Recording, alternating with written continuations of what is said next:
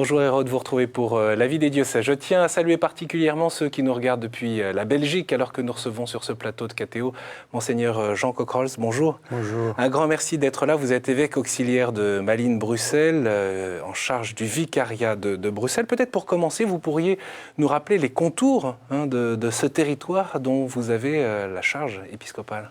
Le vicariat de Bruxelles au sein de l'archidiocèse, c'est la région de Bruxelles-Capitale, c'est-à-dire les 19 communes qui forment cette région au centre de la Belgique. 1 300 000 habitants, 108 paroisses, un territoire assez circonscrit, mais densément peuplé. Et on va revenir sur cette population du vicariat qui a de très nombreuses origines culturelles, religieuses également. On parlera de ce climat à Bruxelles après les attentats de Paris, de Copenhague, et puis aussi ces actions de lutte contre les réseaux intégristes au sein même de Bruxelles. Une marche pour la paix a été organisée il y a quelques semaines. On verra cela dans un instant. Je vous propose de commencer notre émission, Monseigneur, par la réforme de la catéchèse qui concerne également le Brabant wallon. À partir de septembre prochain, cette réforme entre en vigueur. Juste en un mot, pour introduire le sujet, de quoi s'agit-il ? C'est mettre en œuvre ce grand principe des pères de l'Église et de Tertullien en particulier. On ne naît pas chrétien, on le devient. Qu'est-ce que cela signifie concrètement pour la vie de l'Église et pour la catéchèse ? Et ça bouleverse du coup la proposition qui était actuellement faite. Le mot bouleversement est peut-être un peu excessif, mais c'est de trouver les bons accents et les mises en œuvre adéquates. Et donc, c'est mettre au centre non seulement la préparation au sacrement, mais la vie de la communauté chrétienne, non seulement les enfants, mais toute la communauté chrétienne concernée par un chemin de catéchèse, et au sein des sacrements, retrouver les sacrements phares que sont le baptême et l'Eucharistie. Avec les sacrements de l'initiation chrétienne, au fond. Les sacrements de avec l'initiation, la confirmation. Avec la confirmation, mais au bon endroit. Qu'est-ce que vous voulez dire au bon endroit ? Au bon endroit, c'est peut-être cela qui passera au premier plan de ceux qui sont un peu à distance de la vie de l'Église, c'est retrouver l'intuition fondamentale, la confirmation, comme le geste de l'évêque qui vient parachever le baptême et qui ensuite permet aux nouveaux baptisés d'accéder à l'Eucharistie. Donc c'est de retrouver l'ordre théologique des sacrements de l'initiation, tel que nous l'avons connu pendant de nombreux siècles dans l'Église latine, le baptême, la confirmation et ensuite l'accès à l'Eucharistie. Monseigneur, pour parler concrètement, je vous propose de retrouver Joséphine et son papa qui l'accompagnent à la catéchèse. C'est sur la paroisse d'Ixelles, une belle manière de voir comment se déroule aujourd'hui la catéchèse, donc au milieu des enfants. Ce samedi matin, Joséphine s'apprête à se rendre à la catéchèse. Bonne nouvelle pour cette fillette de 11 ans. Aujourd'hui, son père Benoît l'accompagne exceptionnellement. Je ne voudrais pas qu'elle soit complètement laissée à elle-même. Ça me permet d'être plus proche d'elle à cette occasion-là. Souffle imprévisible, esprit de Dieu. Dans la salle Lumen de l'unité paroissiale Sainte-Croix d'Ixelles, Joséphine retrouve une quarantaine d'enfants. Tous se préparent à recevoir le sacrement de la confirmation à la Pentecôte prochaine. En gros, vous soulignez une phrase des couplets que vous aimez particulièrement. Fleuve des eaux vives. Toi qui nous réveille. Comme Joséphine, la plupart de ses enfants ont fait leur première communion à 7 ou 8 ans. Après une interruption de la catéchèse, ils ont débuté la préparation à la confirmation. Avec la mise en œuvre de la réforme de la catéchèse, ce système va évoluer. À l'âge de 8 ans, les jeunes débuteront un parcours continu de 2 ou 3 ans pour se préparer à recevoir les sacrements de l'initiation chrétienne. Au terme de ce parcours, ils seront baptisés pour ceux qui n'ont pas encore été. Ils recevront également le sacrement de la confirmation et la première communion, parfois lors d'une seule et même célébration. Cette continuité dans le cheminement doit permettre de garder le lien avec les enfants. On leur propose une réforme qui permet de les suivre sur le plus long terme. Dans notre société actuelle, la question de la foi est souvent mise de côté et donc du coup, parfois elle est tellement mise de côté que quand on veut retrouver ces jeunes, c'est compliqué, ils sont fermés, ils ont peur de s'ouvrir. Recueillement et prières sont au programme de la fin d'après-midi. Ce temps fort est essentiel pour se préparer à recevoir le sacrement de la confirmation. On se calque un petit peu en fait sur le catéchuménat des adultes, donc vraiment une catéchèse en continu Et alors aussi d'essayer de retrouver le sens premier des sacrements, donc de vivre la confirmation avant l'Eucharistie, avant la première communion. C'est ce qui a été le cas pendant 19 siècles dans l'Église. Ça vient d'être changé en fait en Europe. Et donc ici, on essaie de revenir un petit peu en arrière, on essaie de revenir aux sources de la catéchèse. Autre point important de la réforme, les parents sont désormais davantage invités à participer au temps fort de la catéchèse. On n'a jamais le temps d'enseigner à nos enfants certains principes. On court tout le temps et ça nous oblige à ralentir un jour et réfléchir, penser, discuter ensemble de quelque chose que finalement c'est fondamental dans la vie. Après leur confirmation, les jeunes se verront proposer de s'engager dans un parcours intitulé l'oratoire. Réunions de prière et activités entre jeunes sont au programme. Un bon moyen de continuer leur cheminement avec Dieu. Voilà, Monseigneur Cockrols, on voit à la fois la situation de la catéchèse aujourd'hui à Bruxelles et en même temps on comprend cette transformation, cette proposition qui va entrer en vigueur à partir de septembre prochain, donc pour les enfants de 8 à 9 ans. Voilà, une proposition pour les enfants de 8 à 9 ans. Je ne souhaite pas être trop légaliste et fermer les portes, d'autant plus que souvent les enfants de parents un peu distraits arrivent plus tard. Donc.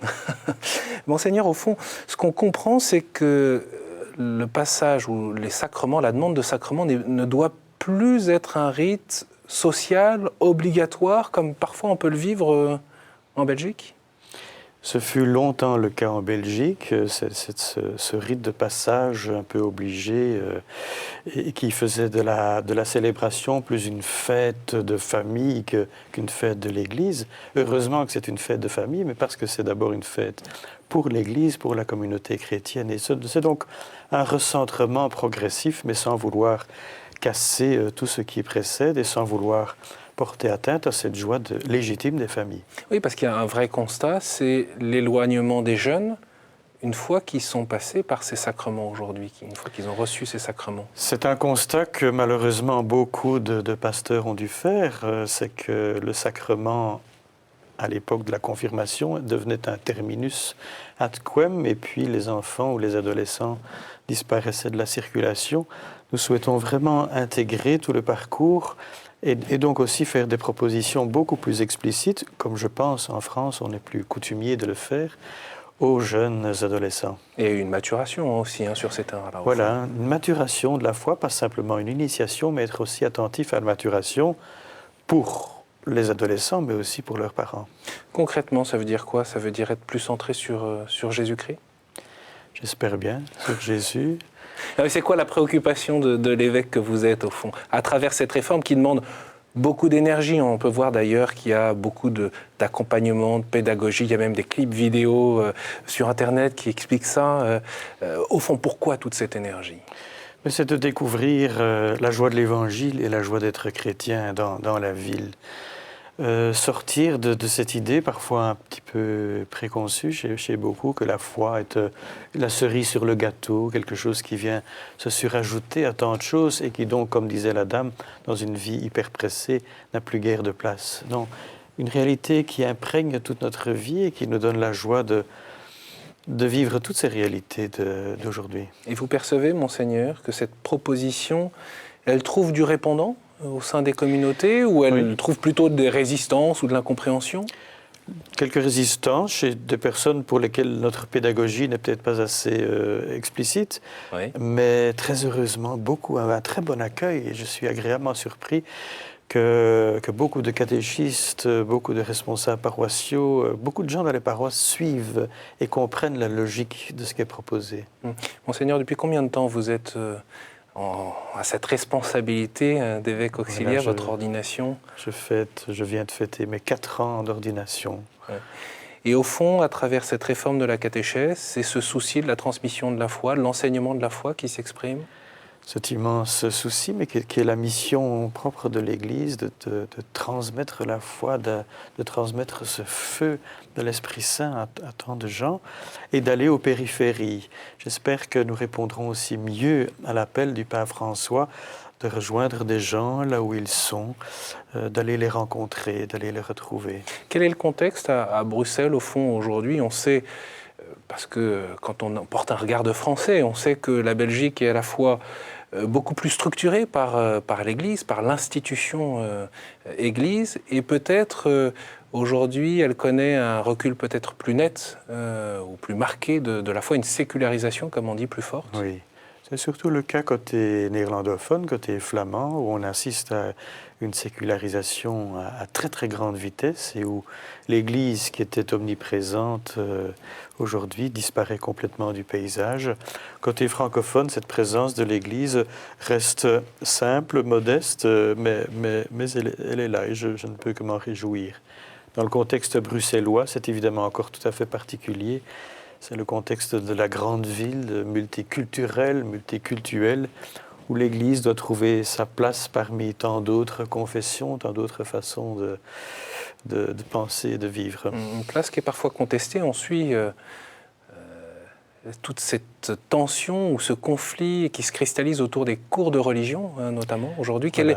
Est-ce que vous pourriez nous rappeler en quelques mots pour débat. Les téléspectateurs français, c'est évidemment, il faut savoir qu'en Belgique, le système est tout à fait différent, au sens où dans le système scolaire sont prévues 2 heures de cours de religion au choix des parents dans l'enseignement public, au choix des parents, les religions reconnues par la Constitution.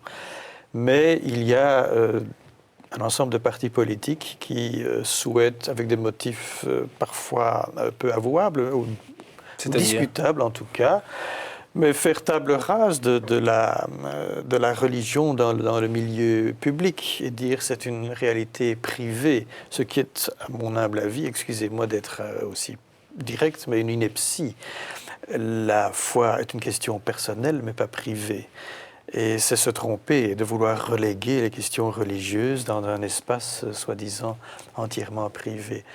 Mais donc, les pouvoirs publics en Belgique, en tout cas côté francophone, souhaitent réduire les cours de religion de 2 à 1 heure et remplacer le cours par un cours de citoyenneté, croyant bien faire, alors que la citoyenneté, c'est une question qui doit préoccuper tous les cours, tous les enseignants, et pas uniquement 1 heure par semaine. Mais ceci, c'est une incise. Mais donc, nous vivons un moment assez tendu où la place de la religion dans la société, dans l'univers public, est fortement remise en question et où l'Église, heureusement, fait entendre sa voix en lien avec les autres confessions. Nous nous entendons fort bien avec les autres confessions chrétiennes et aussi avec le judaïsme, voire même avec les représentants de l'islam, pour faire entendre notre voix et dire que nous avons droit de citer. Et ces voix des hauts responsables religieux, est-ce qu'elles portent auprès de l'opinion publique, j'allais dire, auprès du plus grand nombre? C'est effectivement difficile à évaluer, ça n'est pas si évident que ça. Et donc c'est peut-être la raison pour laquelle un plus grand nombre de responsables politiques s'engagent sur ce dossier, à l'encontre d'ailleurs des convictions que vous veniez d'exprimer. Oui. Oui, nous vivons un moment difficile au plan politique, mais en même temps un moment très intéressant parce que cela oblige à chacun à se positionner, à réfléchir, à jauger son argumentaire. Et donc, c'est difficile, mais c'est passionnant. Vous parliez à l'instant de ce travail avec l'ensemble des responsables religieux, Monseigneur. Il y a d'autres occasions où on vous voit ensemble. C'était le cas, par exemple, il y a quelques semaines, autour de cette marche qui a été organisée par un collectif d'associations. On voit donc ces responsables chrétiens, juifs, musulmans, 2 mois après les attentats de Paris, de Copenhague, et puis également ces arrestations qui ont eu lieu à Bruxelles. Pour vous, c'était important que ces croyants s'engagent au nom de la paix?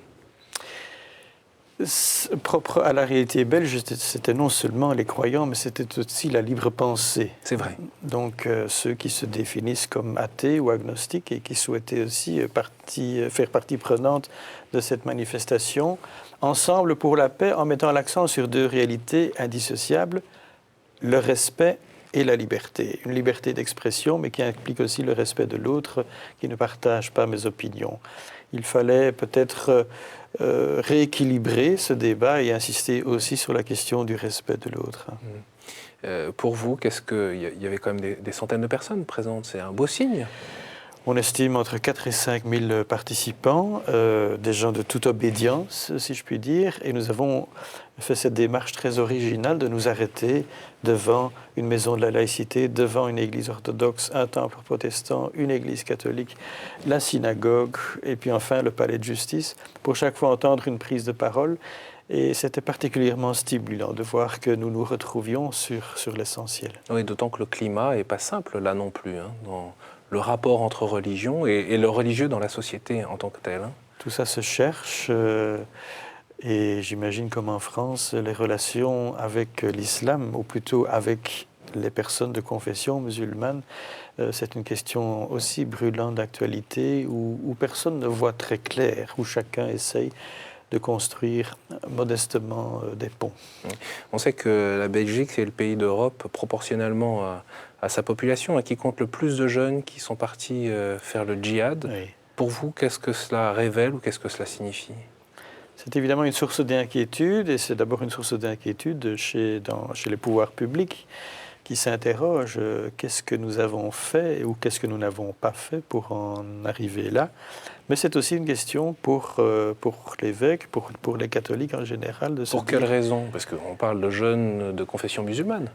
Oui, mais si nous voulons avoir, je reviens à cette si belle expression de droit de cité, si nous voulons avoir notre place dans la société, nous devons aussi, avec les musulmans, faire valoir notre voix de croyants, même si nous sommes de confessions entièrement différentes, mais de croyants dans la ville. Quel est notre rapport spécifique en tant que croyants ? Et là, nous avons à dialoguer, à nous rencontrer et à peut-être à vous parler d'une voix commune. C'est vrai qu'à Bruxelles, cette population, elle est multiculturelle, vous le rappeliez tout à l'heure. Nous sommes allés à la rencontre de la communauté brésilienne, qui s'est notamment enracinée autour de la paroisse Saint-Antoine à Bruxelles. Cette présence n'est pas passée inaperçue par les habitants du quartier, notamment aussi pour la communauté catholique qui a l'habitude de se retrouver ici. Je vous propose bien sûr de poursuivre notre échange autour de cette multiculturalité, mais tout de suite, quelques témoignages autour de l'installation de cette communauté brésilienne, donc à la paroisse de Saint-Antoine. C'est vrai qu'on était dans un quartier très musulman au départ, donc la partie catholique n'était pas très visible ou chrétienne. Et ici, on se retrouve maintenant avec une grosse communauté brésilienne. Et donc, ça amène une présence chrétienne dans le quartier. Déjà, ça, c'est énorme. C'est une église qui revit. Ici, pour les rameaux, on va faire une procession qui descend de Sainte-Hélène jusqu'ici à Saint-Antoine. Donc, tout ça, nous, chrétiens belges, on n'aurait jamais osé, je pense, vraiment se déplacer dans les rues. Another peoples who live around here is very, very acceptable and can come to talk and when they have a mess, put outside the church the table and they eat together and talk, and this is very important. It's acceptable. Nous étions bien accueillis, il n'y a rien à dire. Simplement, quand même, de dire merci et parfois pardon parce qu'il nous fait un tout petit peu plus de bruit que l'habituel. On respecte la façon que l'autre pense et voit Dieu, et je pense aussi que les personnes aussi, les autres religions aussi pensent de la même façon que nous. On a comme des communautés de migration très anciennes, comme les Italiens ou même les germanophones, des communautés d'origine beaucoup plus récentes, comme les Sud-Américains, les Brésiliens notamment. La difficulté de tout migrant, c'est de s'adapter à un nouveau pays en ayant quitté ses propres racines et devoir vivre sa foi dans un contexte très différent. La sécularisation, la place de la religion dans la société est très différente à Bruxelles que dans leur pays d'origine. Voilà, la procession a bien eu lieu, dont on parlait dans l'interview, et l'autorisation de la ville qui s'était fait un peu attendre, finalement a été accordée. C'est vrai que ça bouscule aussi, l'expression de la foi à la manière des Brésiliens. Ça bouscule, mais comme le reportage le fait bien remarquer, c'est tout bénéfice pour les Belges, les anciens Belges, et de se laisser interpeller par cet apport de sang neuf de toutes ces communautés d'origine étrangère. C'est une bénédiction pour l'Église. Et il m'est arrivé d'un jour dire ça à la communauté ukrainienne, et j'ai rencontré une femme en pleurs qui est venue me dire, c'est la première fois depuis 15 ans que je suis dans ce pays, qu'on me dit que je suis une bénédiction pour ce pays. Je pense que vraiment c'est une grâce pour notre Église d'avoir ces 40 communautés d'origine étrangère qui célèbrent dans au moins 20 langues différentes à Bruxelles. C'est évidemment tout un combat, tout un travail en tout cas à faire pour éviter le cocooning, le repli sur soi, et permettre à ces communautés d'apporter à l'Église locale tout leur charisme, leur joie en particulier. Il ne faut pas additionner les fragilités, mais plutôt permettre de diffuser les charismes. On sait au sein de la Comessé, dont vous avez été réélu vice-président, puisqu'il y a eu ce renouvellement des mandats au sein de la commission donc, des épiscopats de l'Union européenne. On sait que le thème de la migration et de la libre circulation des personnes est quelque chose qui vous tient à cœur, peut-être du fait de cette expérience que vous vivez à Bruxelles. Tout à fait. C'est un dossier qui est particulièrement à l'ordre du jour au secrétariat de la Comessé, qui suit de très près la législation européenne, mais aussi la jurisprudence, la Cour de Luxembourg et la Cour de droits de l'homme à Strasbourg. Où en est-on dans le respect des personnes dans toutes ces questions migratoires, qui sont des questions extrêmement complexes? C'est que le pape François est extrêmement vigilant. Exactement. On suit un petit peu l'invitation du pape François qui avait été, comme premier geste à Lampedusa, rencontrer ces migrants, ces milliers de gens qui traversent la Méditerranée. C'est sûr que l'Église ne va pas résoudre la question, mais elle est là pour porter attention, pour interpeller les politiques. Et elle le fait à Bruxelles en particulier à l'égard des institutions européennes. Et on ne vous dit pas, Monseigneur, que vous êtes parfois naïf vis-à-vis de ces phénomènes et de leurs conséquences parfois difficiles? Peut-être, oui, mais ça ne me dérange pas de temps en temps d'être naïf, si ce n'est pas tout le temps. Monseigneur, un autre sujet également au niveau européen qui attire votre attention, c'est curieusement la politique économique de l'Union européenne et en particulier les échanges commerciaux. Alors il faut nous expliquer pourquoi. C'est un sujet peut-être très technique et on peut se demander qu'est-ce que l'Église a à y faire, mais il faut savoir que l'Union européenne a des négociations en cours avec les États-Unis pour un immense traité de libre-échange. Alors il y a certainement des atouts au plan économique qui justifient ce genre de négociations, mais il faut être extrêmement vigilant pour que ce ne soit pas au détriment en particulier des pays tiers et de pays pauvres, des pays d'Afrique et d'Amérique latine en particulier. Il s'agit aussi d'être vigilant sur les procédures que ce traité mettrait en place et qui éviterait le monde commercial de passer par la justice pour régler les différends. Je pense qu'il y a là des choses qui méritent toute notre attention et l'attention de l'Église en particulier. Qu'est-ce qui est en jeu quand vous parliez par exemple des pays d'Afrique ou un certain nombre de pays émergents? Mais c'est qu'entre Européens et Américains, on s'entende par exemple sur les normes des produits. Et finalement, ce serait ça et rien d'autre. Pour donner un exemple peut-être tout bête, mais qui est significatif, c'est le format des bananes.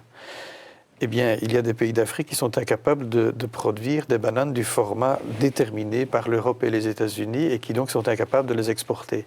Ce sont des dossiers chaque fois très pointus, mais chaque fois là derrière, il y a des hommes, des femmes, des travailleurs, des sociétés mises en péril. Et ça rejoint la doctrine sociale de l'Église et ses préconisations, ses points d'attention? C'est tout à fait dans cette ligne-là que nous voulons nous inscrire à la Comessé. Le cardinal Marx, président de la Comessé, est un grand défenseur de cette doctrine sociale. Avant de nous quitter, Monseigneur, je voudrais, pour finir, que vous nous teniez au courant de ce dossier qui concerne l'euthanasie en Belgique. On sait que la légalisation de l'euthanasie en Belgique date de 2002, qu'il y a eu diverses évolutions législatives, dont la dernière en 2014 qui ouvre aux personnes, aux enfants, aux personnes mineures, fragiles. On a vu cette déclaration qui a pu nous surprendre en février dernier, signée des évêques de Belgique contre la légalisation de l'euthanasie pour les personnes démentes. Alors de quoi s'agit-il et quel type de législation serait en cours de préparation en Belgique? Nous avons voulu en février, en publiant cette déclaration, pour une fois, entre guillemets, être proactif, c'est-à-dire précéder un certain nombre de processus législatifs au sein du Parlement, c'est-à-dire être là dès le début de la réflexion qui a effectivement été initiée au sein du Parlement belge pour étendre la loi dépénalisant l'euthanasie lorsqu'elle est octroyée à des personnes démentes, des personnes atteintes par exemple de la maladie d'Alzheimer qui auraient, avant d'être atteintes de démence, signé un accord pour être euthanasié si la famille suit. Par exemple, on a donné un exemple concret qui est qu'une des conditions pourrait être de ne plus reconnaître ses proches. Ça pourrait être une des raisons de pratiquer l'euthanasie. Alors nous sommes absolument sidérés, effrayés de voir comment le législateur commence à déterminer un certain nombre de concepts aussi fondamentaux que la dignité humaine et dirait telle vie deviendrait indigne parce qu'on ne reconnaît pas ses proches. C'est particulièrement effrayant parce que jusqu'où irions-nous alors? Donc nous voulons nous opposer fermement. D'autant plus que, je tiens à y ajouter, que la loi de 2002 dépénalisant l'euthanasie, soi-disant, avait des balises très claires dans son application, mais ces balises ont été au fil du temps beaucoup assouplies et la pratique de l'euthanasie est malheureusement devenue extrêmement courante. En Flandre, la partie nord du pays, un décès sur 20 se passe suite à une euthanasie, ce qui est particulièrement tragique. Et donc nous voulons vraiment réveiller l'opinion publique et éveiller une certaine conscience chez le législateur pour éviter une extension de cette loi qui déjà ne nous convient pas. Monseigneur, est-ce que l'évêque belge que vous êtes a une recommandation aux Français qui sont confrontés aussi à ces questions de législation sur la fin de vie? Je sais bien que c'est un dossier extrêmement complexe aussi au niveau médical, mais j'inviterai en tout cas les Français à être très vigilants parce qu'on entre sur une pente très glissante. Merci beaucoup, Monseigneur, d'avoir accepté notre invitation, d'être venu sur ce plateau de la vie des diocèses. Bien sûr, pour ceux qui veulent en savoir plus et puis surtout retrouver les fondamentaux de cette fameuse réforme de la catéchèse qui entre en vigueur à partir de septembre prochain, eh bien, je vous renvoie au site internet du Vicariat de Bruxelles et puis vous pouvez retrouver cette émission sur le site internet de Catéo. N'hésitez pas à la partager. Merci beaucoup pour votre fidélité et à la semaine prochaine.